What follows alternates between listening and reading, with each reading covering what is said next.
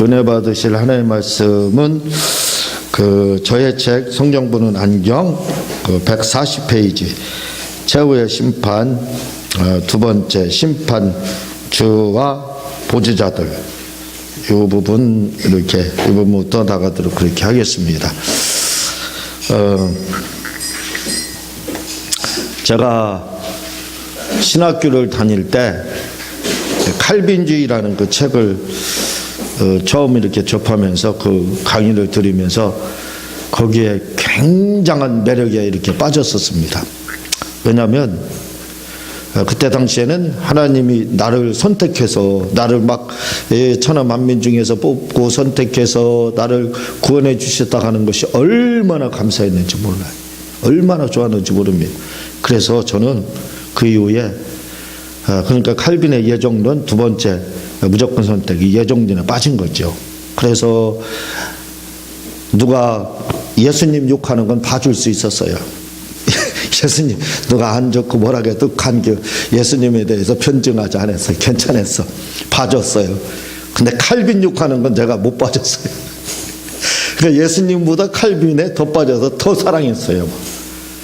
그래서 막 그때 청년부 있던 그 애들한테 제가 칠판에다 쓰면서 그걸 막 가르쳐주고 막 그렇게 했어요. 이해 못하면 한심해 보이고 그 정도로 칼빈주의. 근데 그 칼빈주의 때문에 후에 이 모순이 발견되는 거예요. 아니 예수님 없이도 이게 선택이 되고 예정되어서 구원받고 예수님의 보혈의 피가 예수님의 피가 예수님의 죽음이 필요가 없네 이렇게 되는 거예요. 거기서 굉장히 헷갈렸어요. 막 혼동이 왔습니다. 완전히. 그래서 제 모습이 초췌해졌어요. 한 1년 정도. 그래서 도저히 감당하지 못해서 목회를 아예 그만뒀습니다. 왜냐하면 성경에서는 예수님 안에서 선택받고 구원받는 걸로 말을 하는데 그게 빠져버렸어요. 칼빈주의에서는. 그래서 칼빈주의를 버렸습니다. 그리고 내가 칼빈하고 가까운 데는 그 방향을 향해서 오줌도 안 넣는다. 군대 갔다 나온 사람들이 예전에 내가 군생활했던 그 방향을 향해서는 소변도 안 본다 그렇게 말하거든요. 그래서 그걸 저는 그렇게 또 활용했습니다. 내가 칼빈하고 가까운 교단하고는 내가 쳐다보지 않는다. 오줌도 안 넣는다.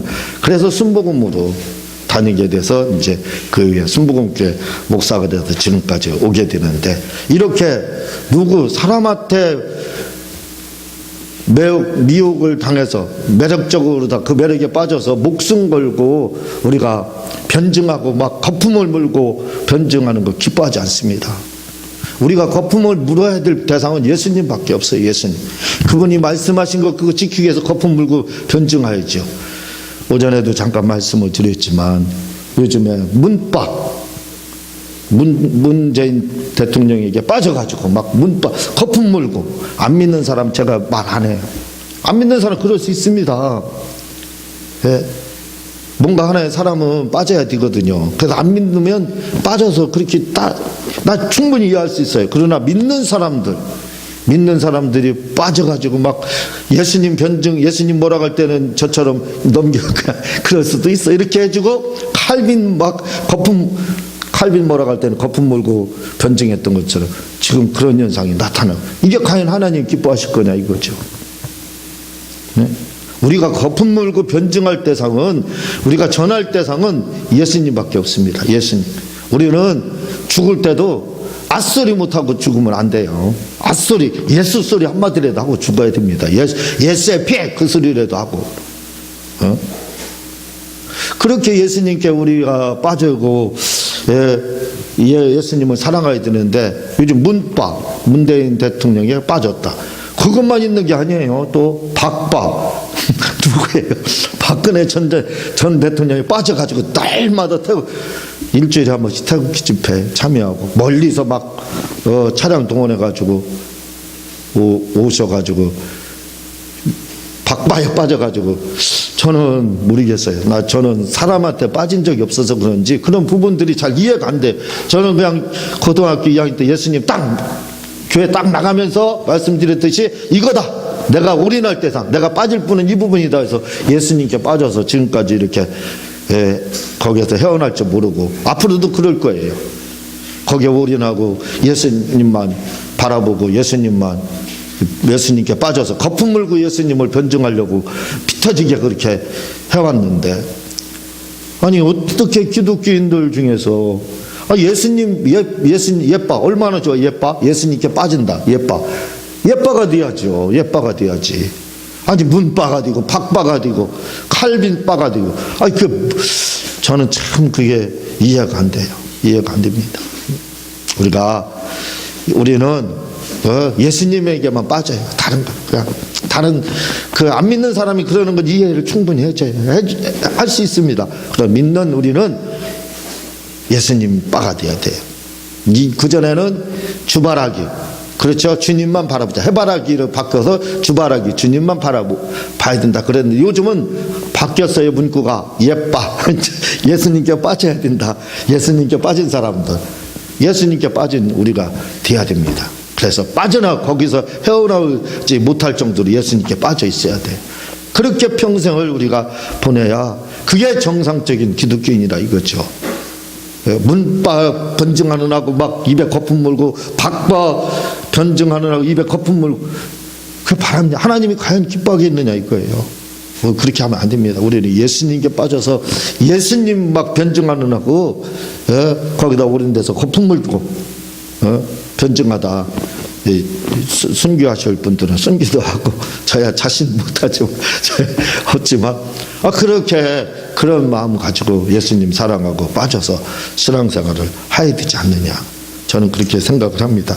자, 이 심판에 대해서, 최후의 심판에 대해서 계속해서 지금 나오고 있는데, 심판의 주체 먼저도 조금 말씀을 드렸지만, 심판의 주체가 누구냐? 어떤 분은 하나님, 어떤 분은 예수님, 이렇게 얘기해요. 근데 성경에는 이 두 가지가 다 나와요. 다. 어디에서는 하나님 아버지가 심판의 주체가 되신다. 최후의 심판에. 어떤 데는 예수님이 심판의 주체가 돼. 이렇게 이야기를 하고 있어요. 그래서 실제적인 주체가 누구인지를 한번 찾아볼 필요가 있다 이거죠. 예수님이 이 심판의 주체가 되신다고 한 부분들이 여러 군데 나옵니다. 요한복음 5장 22절, 고린도서 5장 10절, 디모데후서 4장 1절, 위경의 에녹서 에녹 일서에 이렇게 또 나오고 있습니다. 그런가 하면 또 하나님이 그 심판의 주체가 되실 것이다 해서 계시록에는 하나님 아버지로 이렇게 나옵니다. 계시록에는 하나님 아버지로. 근데 이제 복음서에서는 예수님이 그 주체가 될 거로 이렇게 나오지만, 유독 계시록에서만 하나님 아버지가 이렇게 심판의 백부자 심판의 주체가 되실 것이다 이렇게 나오는데, 다니엘서의 7장 9절 10절에 여기에는 하나님 아버지께서 그렇게 하실 것이다, 주체가 될 거다, 백부자 심판에 그렇게 이야기하는데, 가만히 내용을 뜯어다 보면은 사실은 우리가 천국 가도 하나님은 영이시라고 그랬습니다. 그렇잖아요. 하나님은 영이시기 때문에 영은 역시 볼 수가 없어요. 그래서 볼 수 있는 하나님은 누구냐면 형체를 가지신, 형상을 가지신 그분이 누구냐? 유일하게 삼위 중에 한 분이신 예수님입니다. 우리가 그래서 볼 수 있는 분은 하나님, 천국 우리가 입신을 들어가든 어쨌든 모르겠어요. 천국 가도 그런지 그건 모르겠지만 영이시기 때문에 볼 수가 없겠죠. 볼 수 있는 분은 형체를 가지신 예수님밖에 없어요. 그리고 또 계시록 2장 26에서 27절에 철장을 가지시고 질그릇을 깨뜨리신다 이렇게 이야기했기 때문에, 제가 볼 때는, 제가 보는 관에서는 예수님이 백보자 심판의 주체가 되지 않을까 이렇게 생각을 합니다. 왜? 형체가 가지고 계시고 또 질그릇을 그분이 깨뜨린다고 했기 때문에. 그래서 그러나 성경에서는 말씀드렸듯이 하나님 아버지가 주체가 되신다고 하셨고, 예수님이 또 그 주체가 되신다고 했기 때문에 예수님이 주체가 될 거다, 하나님 아버지가 될 거다 해도 다 맞습니다. 왜? 두 개가 다 나오기 때문에 그렇죠. 아마 전권을 어쩌면 예수님 앞에 위임해서 예수님이 심판의 주체가 되지는 않을까. 그래서 두 분이 다 이렇게 소개되는 것은 아닐까. 이렇게 나름대로 생각을 해봅니다. 한번 140페이지 그 부분, 이 심판의 주체는 한번 거기부터 읽겠습니다. 시작. 이 심판의 주체는 아버지 하나님이 아닌 주님이 공생의 기간에 수도 없이 말씀하신 것 같이 예수님이 심판의 주체가 되며, 네, 예수님이 심판의 주체, 마태복음 25장 32, 42절, 요한복음 5장 27절, 사도행전 10장 42절, 빌립보서 2장 10절, 이렇게 여러 군데 신약 성경에서는 나오고 있다. 예수님이 주체가 될 거다. 이렇게 계속 읽겠습니다. 시작. 전사들이 이를 보조할 것이며, 예, 천사들이 보조할 것에 대해서는 이렇게 많은 성경 구절이 역시 또 나오고 있습니다. 네, 계속해서요. 성도들이 다소 남아 이 일에 참여하게 될 것입니다. 예, 배심원으로 성도들이 참여할 것에 대해서 요한계시록 20장에 이렇게 소개가 되고 있다 이거죠. 그래서 심판의 주체 누가 될 것이냐 할 때 하나님 아버지도 될 수 있겠지만 그 전권을 예수님께 위임함으로 말미암아 제가 보기에는 여기 신약 성경에서 여러 군데서 등장하는 것처럼 예수님이 백보자 심판에 제가 보기에는 주체가 되지 않을까. 그렇게 그게 정답이다, 맞을 거다 이렇게 생각을 합니다. 자, 세 번째 심판받을 무리들에 대해서 심판받을 무리들 한번 읽어보겠습니다. 심판의 대상. 어떤 학자들은 의인은 심판의 대상에서 예외일 수 있다고 하지만 성경은 의인과 악인 할 것 없이 다 심판을 받을 것이라 합니다. 심판의 심판의 대상에 대해서 성경은 의인도 악인도 다 심판을 받게 될 것이다. 이렇게 이야기를 하고 있다 이거죠. 그래서 의인은 예외 이렇게 주장하는 분들도 있지만 그렇지 않다. 다 일단은 백보자 심판 자리에 서지만 그러나 믿는 자들 특별히 순교당에서 공중재림에 참여했던 사람들 93년번에 순교당했던 사람들 그래서 첫째 부활에 참여하는 사람들 그러한 성도들이죠. 이런 공중재림 첫째 부활 이 두 대상이죠. 이런 사람들은 아마 심판을 받게 되지만 이건 형식이라 이거죠. 거의 형식적으로 그냥 지나가는 통로라고 보면 되겠죠. 그냥 통로 그냥 지나간다. 그렇게 공항에 검열대 통과하는 것처럼 그냥 통과하는 걸로. 그래서 아버지의 집으로 통과하자마자 아버지의 집으로 이렇게 가게 되는 그 통로 정도로만 이렇게 생각을 합니다. 그렇게 되지 않을까? 왜? 다 하나님 앞에 서야 쓴다 했기 때문에. 그러니까 안 받을 수는 없고 그냥 그들은 형식이 아니라 그냥 그 길로 받는지도 모르죠. 그냥 길로 가서 갔는데 그 길이 그게 심판이었다. 이렇게 아마 취급을 받지 않을까. 그러니까 거의 심판이 없다고 봐도 된다 이거죠. 그러나 성경에서 있다고 하는가? 있기는 있는데 그냥 통과다 이 말이죠. 그래서 아버지의 집에 가는 그런 사람들이 있고 그 다음에 이제 최후의 심판의 대상은 거기에 첫째 부활이나 또 공중재림에 참여하지 못한 성도가 아닌 신자. 성도는 말씀을 드렸지만 공중재림에 참여했던 사람들이나 첫째 부활에 참여한 그러한 성령 받고 인침받은 사람들, 이 사람들을 말을 한다 이거죠.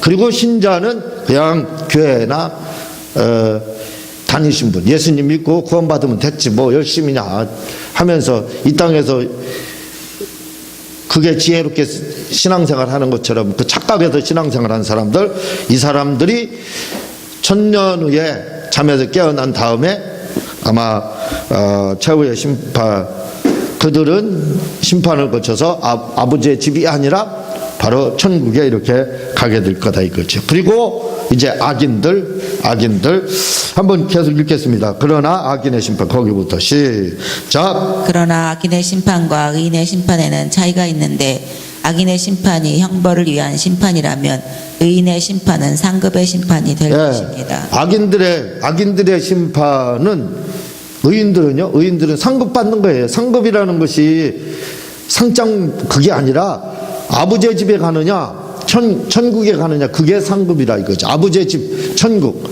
상급이 큰 사람은 아버지의 집, 상급이 작은 사람들은 이제 예수님 믿고 구원만 받은 사람들 천국, 이렇게 가는 그것이고, 그러나 악인들의 심판은 형벌이라 이거죠. 벌, 그 형벌, 감옥살이, 영원한 감옥살이죠. 감옥에서 요즘에는 감옥이 우리나라 교도소도 이제 사정이 좋아졌어요. 그래서 좋은 것들, 콩밥 먹는다고 했지만 콩밥은 영양식이죠. 이제 좋은 거, 이렇게 좋은 환경, 좋은 곳에서 이렇게 생활하지만 내가 교도소 가봤는데 교도소 가보니까 거기도 사람 살고 살만하고 먹을 것도 풍족하고 그런 교도소 정도로 생각하면 안 된다 이거죠. 악인들이 가는 지옥이라는 그곳은 이런 우리나라 교도소 정도가 아니라 이겁니다. 그런 감옥이 아니에요. 불이라 이거죠. 불. 구더기도 죽지 않으면서 불이 있는 가장 고통스러운 그것이 뭐냐면 화상이라고 하잖아요. 화상이. 그런데 그런 화상의 고통은 있는데 죽지 않아 봐요. 영원한 불 가운데. 그것이 바로 지옥이라 이게 그 형벌 가운데 악인들은 처하게 된다는 겁니다. 계속 읽겠습니다. 시작. 또한 이 백부자 심판은 의인과 악인의 심판이 아니라 이성적 피조물에 대한 심판으로 타락한 천사인 사단과 그의 사자들에 대한 심판이기도 합니다. 네, 이성적 피조물 하면 영적 존재, 딱 제가 먼저 말씀드렸죠. 이성적 피조물. 이성적 피조물 뭘까? 그 복잡하게 생각할 거 없어요. 그냥 이성적 피조물 하면 영적 존재. 그러니까 사람도 영적 존재고 귀신도 마귀도 천사도 영적 존재잖아요. 이 네 가지 존재입니다. 귀신, 사람, 천사에는 마귀, 타락한 천사 마귀. 그러니까 이 네 존재, 네 영적 존재를 말. 이 네 영적 존재가 가는 곳이 이성적 피조물이라 이거죠. 그들이 이성적 피조물인데 그들이 후에 가는 곳이 처하는 곳이 천국 아니면 지옥이 된다 이거죠.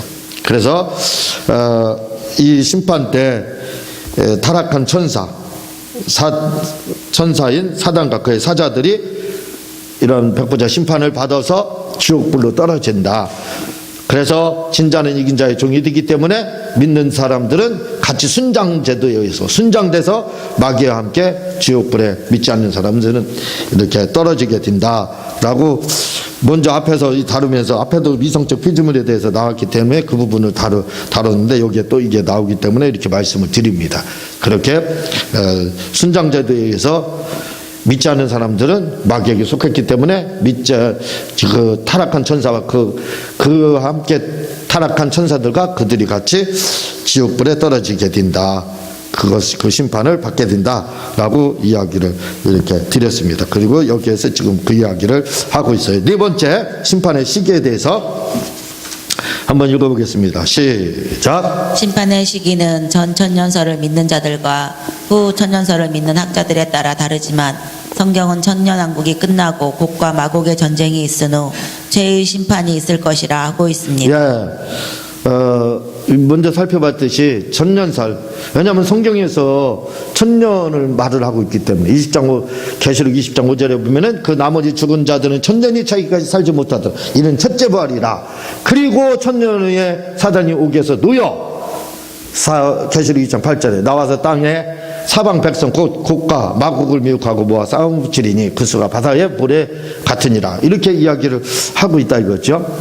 그래서 심판의 시기가 언제냐 이렇게 이야기할 때는 천년왕국이 끝난 후 마귀를 잠깐 풀어준다 이거죠. 그때 다시 한번 배교 사건이 나타난다 이거죠. 마귀 왜 육체를 가지고 천년왕국에 참여했던 사람들이 있어요. 믿는 자들 중에서도 후 3년 반의 고통 이겨내고, 또 믿지 않는 사람들 중에서도 살아남은, 많지 않지만 몇몇 될 살아남은 사람들이 후손을 퍼뜨려서 천년왕국에서 많은 천년 동안 마치 창세기 때처럼 천년 동안 계속 자녀를 낳기 때문에 그 자녀의 수가 많았던 것처럼 현재 인구가 비슷하다. 어떤 사람들은 창세기 노악 전까지 그 인구가 현재 인구가 비슷하다 이렇게 말하는 분도 있습니다. 마찬가지로 1000년 동안에 죽지 않고 자녀를 번성을 하기 때문에 그때도 많은 사람들, 아마 지금 인구의 반 정도는 되지 않을까, 그렇게 번성을 하게 된다 이거죠. 그들이 후에 1000년 후에 마귀가 풀려나자, 마귀가 1000년 동안 갇혀있다가 무정에 갇혀있다 풀려나자 다시 마귀짓을 한다 이거죠. 거기에 미혹돼가지고 사람들이 배교가 일어나서 곡감하고 전쟁이 일어난다 이거죠. 그 이후에 전쟁이 있은 후에 바로 최후의 심판이 있다. 전쟁이 있어. 그래서 지금 여기 그렇게 말을 하고 있죠. 곡감하고의 전쟁이 있은 후 최후의 심판이 있을 것이라고 요한계시록 20장 12절에서 13절에 이렇게 이야기한다라고 이야기하는 겁니다. 그래서 그 천년왕국에 들어가는 무리들이 공중재림에 참여한 사람들, 첫째 벌에 참여한 사람들이 대상 들어가서 막노릇하고 그의 백성 되는 사람들이 육체를 가지고 믿는 사람, 믿지 않는 사람, 살아남아서 후삼전만의 고통을 살아남아서 들어가는 사람들이 백성이 된다 이거지. 그들이 위에 배교하는 거지. 첫째 벌에 참여하고 그리고 공중재림에 참여했던 이 사람들이 배교하는 게 아닙니다. 이들은 영적 존재예요. 그 사람들이 배신하는 게 아니라 육체를 가지고 자손을 번성했던 그들과 자손들이 후에 배교가 이루어진다 이거죠. 국가 마국에 그래서 전쟁이 있게 된다. 그들이 배교한다 이거죠. 한번 또 읽겠습니다. 계속 시작. 또한 심판의 기간은 아무도 모릅니다. 다만 전 천년주의자들이 말하는 것 같이 하루가 1000년이라 했기에 1000년이 걸릴지 아니면 하루가 될지 아무도 모르지만 분명한 것은 성경은 심판날이라고만 하고 있다는 것입니다. 예, 심판의 날이 틀림없이 있게 된다. 그 기간이 심판하는데 얼마나 걸릴지는 모르지만 그러나 틀림없이 심판은 있다 이 말입니다. 다섯 번째 심판하는 표전, 이 부분에 한번 읽어보겠습니다. 시작. 믿는 자들은 복음으로 심판을 받아 상급을 받게 될 것이며 유대인들은 율법의 심판을 받게 될 것이며 자연인은 양심의 심판을 받게 될 것입니다. 자, 믿는 자들은 분명히 복음, 율법의 완성이 복음이에요. 율법은 몽학 선생입니다. 그러니까 이스라엘 사람들은 율법에 대해 심판을 받게 된다. 그건 뭐냐면 결국은 복음을 받아들이지 않으면 역시 불신자로 취급을 받는다 이거예요. 불신자로 취급을 받아서 결국 지옥에 가게 되는 거예요. 마찬가지로 그 다음에 이방인들, 이 자연인들에 대해서 사람들은 우리나라 복음 들어오기 전에 그럼 세종대왕은 어떻게 돼? 이순신장 어떻게 돼? 사실은 그 전에 복음이 들어왔어요. 뿌리찾기를 보면은. 그러니까 사실 변명의 여지는 없는데 복음 들어오기 전에 믿지 않는 사람들은 그러면 억울하지 않느냐. 예수님 소개되지 않아서 천국 못 갔는데 그들이 지옥 간다는 거 너무 억울한 일 아니냐. 이렇게 이제 반증하는 분들이 있는데 억울할 거 없습니다. 왜? 그들의 그 양심이 율법이 된다고 그랬어요. 율법으로는 구원을 받을 수 없다고 성경은 말합니다. 그러니까 억울하지만 어쩔 수 없어요. 율법으로는 구원을 받을 수 없기 때문에 유대인이 받지 못하는 것처럼 이들의 양심이 율법이 된다고 그랬어요. 그러니까 결국은 어쨌든 율법이라 이거죠. 양심이든 유대인들이 가지고 있는 율법이든 구원이 없으니까 결국 구원을 받을 수가 없게 되는 겁니다. 그 전에 벌써 복음이 2000년 전에 우리나라까지 소개됐었어요. 계속 읽겠습니다. 시작. 그러나 여기서 우리가 기억해야 할 것은 자연인과 유대인의 심판입니다. 네, 자연인과 유대인의 심판. 계속 읽겠습니다. 유대인은 율법에 의해 자연인은 양심에 따라 심판을 받게 되는데 성경은 자연인의 양심도 율법이므로. 네, 봐봐. 유대인은 율법으로 심판을 받고 또 자연인도 양심에 의해서. 그런데 양심이 율법이라는 거예요. 그래서 결국 율법에 의해 심판을 받게 되는데 율법으로는 누구 하나 구원받을 수 있나요? 율법으로는 구원받을 수 없다고 그랬는데. 계속 읽겠습니다. 시작. 결국 유대인이나 자연인은 다 율법의 심판을 받게 될 것입니다. 예, 결국은 그 결과는 뭐냐? 지옥이라 해도 안 믿으면 예수님 믿지 않으면 어쨌든 자연이든 유대인이든 예수님 믿지 않으면 영접하지 않으면 지옥 억울해도 할 수 없다 이거죠. 그게 하나님의 법이기 때문에. 예. 믿는 사람만 구원을 받게 된다 이거죠. 천국에 갈 수 있다. 계속 읽겠습니다. 시작. 그런데 율법이라는 것은 그 역할이 예수를 믿게 하는 몽학 선생의 역할을 예, 합니다. 몽학 선생의 역할이 지나자. 계속 읽겠습니다. 그러므로 시작. 진짜 율법을 믿으면 예수를 믿게 되게 되어 있는데 그들이 예수를 믿지 않았다는 것은 결국 율법을 지키지 않는 것이 되므로 결과적으로 유대인과 이방인은 율법에 의해 심판을 받아 결국 지옥이라는 형벌에 처하게 되는 것입니다. 예, 어쨌든 뭐 이단의 율법이든 뭐 율법이든 율법은 예수님께 인도하는데 그는 그 양심대로 계속 이렇게 쫓아가면 예수님 믿을 수밖에 없어요. 율법을 쫓아가면 예수님 나오는 것처럼. 율법 자체는 구원받을 수 없으니까 몽학 선생이니까. 근데 쫓아가지 않았다 이거죠.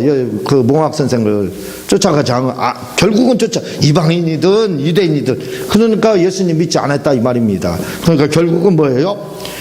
본인은 억울하다고 생각하길지 모르지만 자신들의 그 양심인 그 율법을 쫓지 않았기 때문에 그 몽학 선생 말을 듣지 않았기 때문에 결과적으로 자기가 불신앙, 자기들이 믿지 않은 그 불신앙으로 인해서 어쩔 수 없이 기분 나쁘더라도 지옥에 갈 수밖에 없어요. 지옥에 가는 겁니다.